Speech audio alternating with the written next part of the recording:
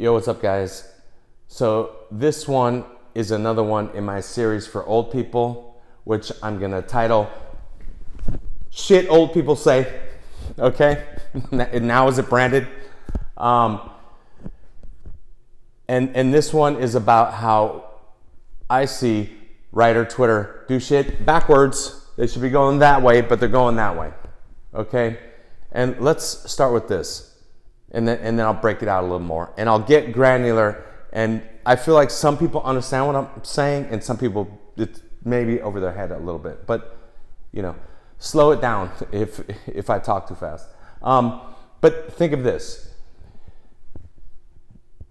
When people win an Oscar, what do they say? They get up on stage, what the fuck do they say? The first, they start going down the list of thanking people. I would like to thank my agents at, WME or CAA, them. I would like to thank them and them and them and them, and then the fucking music plays and they're like, and my wife and my husband, my kids, okay, I'm out, Why? And first of all, who are these people? Most of the people thanked and this is my point, this is why this is for old people. Most of the people thanked in those acceptance speeches are older, 40 plus. Okay, so my point there is, and I said why? Because a lot of times they're thanking people that have built them from fucking the ground up and have been with them for fucking years and years and years and are, hoping for this fucking moment. You better, this is what the agents are thinking. I built you from the fucking bottom, dude. You better fucking thank me up there. And they're watching somewhere, and waiting like, okay, you won? Say my fucking name. You better, motherfucker. And if they don't, then they're gonna get a call in the morning and the person's like, oh my God, I just fucking spaced, I'm so sorry, I appreciate everything you've fucking done for me to help me get here. Okay, and for older people, this is what I'm saying, is you might wanna aim for the older reps as well. Why am I saying this? Because the youngsters, they're like, I want to find like the new TikTok star, bro, dude. Where the older people are like, I don't even know what fucking TikTok is, and I don't give a fuck about it. And what's one thing that some of these older reps, they already have the hits. They're not a brand new baby manager or agent, none of that. They're already like, yeah, I already have a slew of hits. Not just I got shit made, but hits. What's missing for me in my career? For them, right? I've had people nominated for Oscars, but they didn't win. I would like that. To put the cherry on top of my career, I would like someone to win a fucking Oscar. So yes, this is a bit specific, but I'll get to some broader shit in a second. But yeah, if you have Oscar type shit, I would go to older reps, dude. For sure. Why? Because those older reps, like some of the younger people look at them like, they're old, they're out of date, man. They have the relationships, man. They've known these people for 20 fucking years. They grew up with these people. They were in the mailroom with these fucking people 20, 30 fucking years ago. They can call them right up and get your shit directly to them. Why? Because they trust their taste. Because they know they're not going to send me bullshit. They know whatever they send me is going to be fucking good. The only thing I don't know is if it's going to be right for our brand and shit like this. You see the difference? And from the kids, the manager kids and brand new fucking agents, they don't know. Like, I don't know this fucking, I haven't known this agent, this manager for 20 fucking years. I don't, they could send me bullshit. Okay, so let's get into this part. I mentioned the other day that I'm trying to go fast, dude. I'm looking at my clock here. I'm already 5 minutes in. The other day I mentioned that I looked at my ex's to see her follower count, right? Because I knew it'd be low. And another thing I looked at is right after Gone Girl sold, she posts a picture of my ex puppy, and there's no comments from writers. None. Zero. There's a fucking perfect opportunity for someone, you know, who writes dark shit. You see, like, okay, Gone Girl, okay, let me look at that. Okay, so that's dark. What else? Okay, sharp objects, you know, and you put the math together and realize this is a rep who likes dark shit. I write dark shit. Maybe I could just say, hey, I have a rescue puppy as well. You know, what breed is that? You know, start a fucking conversation, because no one's in your way. Nobody. And at the same, no writers, because they're off following, you know, other struggling writers. They're like, I want to follow this writer who's struggling but has, you know, 20,000 followers. I want to follow them instead of following this rep who could sell me. It's insane. And by the way, I've seen a shit ton of, not a shit ton, I shouldn't say that. I've seen multiple, too many is my point.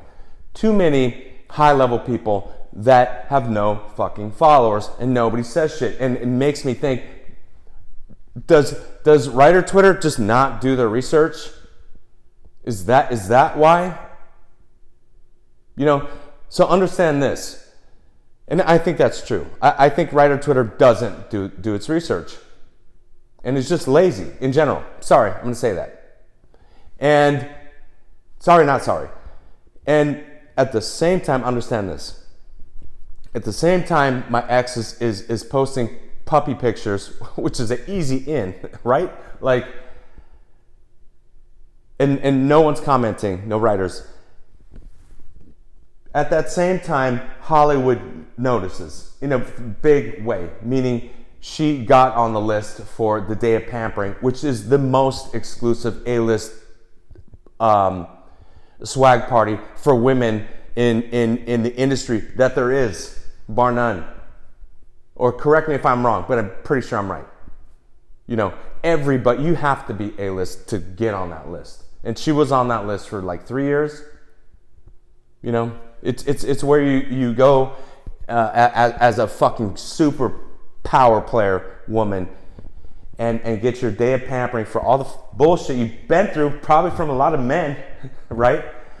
And you know, they do custom jeans for you, make custom shoes for you right on the spot. You know, you get a massage and spa treatments, and you know, it's all A-listers. It's all, you know, from studio heads to huge agents to, you know, A-list singers, what the fuck ever, you know, and you walk out of there with a big suitcase, you know, so you get a free suitcase every year, full of fucking makeup and just pampering shit, and a fucking backpack with a bunch of shit in that, and a fucking tote bag. You're like, I can't even barely carry all this shit, dude. Okay? And by the way, and I'm curious, you know, so you know, she would come back and open it up. I'm like, holy fuck, how the fuck do you put all this shit on you? You know? And, you know, like one little cream is like, it's for behind your ear, to make sure behind your ear looks cute. You know? So, you know, and so there's this eye cream. It's like this big. It's like the size of a quarter, you know, it's maybe a centimeter. I'm like, how much is this shit? You know, I'm just curious. And it's $800 for that. What? So I try it, whatever, I don't know, maybe it'll do something. And a bunch of envelopes with, like, you know, free Hawaii trip, free fucking like wine, you know, vacation, whatever the fuck, you know, all kinds of shit like this. It's a lot of swag. It's like 50 grand, something like this. Okay, so at the same time that this shit's going on, no one's responding to her Twitter. No writer. Dude, it's wide open. What the fuck are you doing? You know, you could build a rapport. I'm saying just in general terms, These are the opportunities that writers are missing on writer Twitter. You can build a rapport and no one else is there to build a rapport. So it's fucking wide open. It's crazy to me. And then I know, some people will say, well, that's old news, man. Gone Girl's old news. Hold on a second. You could have reached out to her then. Back then, when she was super fucking hot, and I don't know what's going on with her now. But anyone like this, reach out to them, and you could have got in early and could have maybe already sold something for $1 million. 2 as well. Multiple $1 million. Gone Girl that's not what she got. She didn't get paid $1 million. She got paid way more than that, okay? Let's just fucking clear that up. You could have already been signed. And done deals and be on your way. That's the point I'm saying. You're missing opportunities. The point with that story is plenty of writers missed the opportunity that long ago and been sitting on Twitter complaining about, how do I find a rep? There's one right there. Plenty of them right there, and you're not talking to them. So to close this up, yeah, if you're an older writer, and especially if your shit is like Oscar worthy, I will go to the older reps who people assume are like out of it, but can get your shit to the fucking top people over the young managers and shit who are dealing with the TikTok stars and the fucking influencers and all this kind of shit. Those deals aren't that big, generally speaking. You know what I mean? So that's my thought. Good luck out there, and I'm gonna do another video on how to fucking try to reach out to older reps this way that are right there, like on the cusp of sort of, they've already had hits and sort of transitioning probably a bit out of the industry, but still fucking super in play. I'm gonna do a video only on that to try to help you guys figure out how to fucking reach out to them. All right, later guys.